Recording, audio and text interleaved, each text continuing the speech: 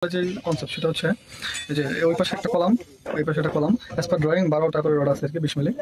আর মাঝখানে যেটা আছে সেটা হচ্ছে ভার্টিক্যাল যে রড, এটা হচ্ছে 12 মিলি।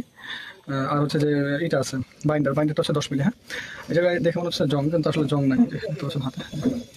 তবে আপনি চেক করতে পারবেন যে যদি জং থাকে তাহলে কিন্তু এই জায়গায় অবশ্যই কেমিক্যাল আছে, সেই জংটা করোশন রিমুভালের ওই কেমিক্যাল ইউজ করতে হবে, অথবা হচ্ছে ব্রাশ আছে, ওয়ার ব্রাশ দিয়ে ঘষে নিতে হবে। আদারওয়াইজ কিন্তু এই কনক্রিটের স্ট্রেংথ কিন্তু কমে যাবে। হ্যাঁ, একটা বিষয় খেয়াল রাখতে হবে, সেটা হচ্ছে এই যে দুইটা কলাম আছে, হ্যাঁ, এই দুইটা কলামের মধ্যে টাই এবং হচ্ছে স্টিল আপ প্রপারলি আছে কিনা।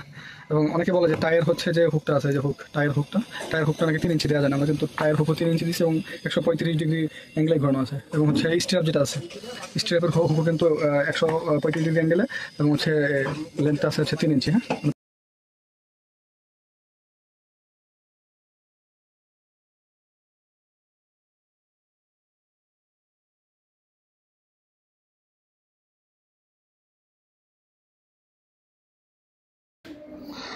ওয়েল, আপনারা যদি শেয়ার ওয়াল কনস্ট্রাকশনের ইনডেপথ ডিটেলস জানতে চান তাহলে আমাদের চ্যানেলে একটি লং ভিডিও দেওয়া আছে, সেটি দেখে আসতে পারেন।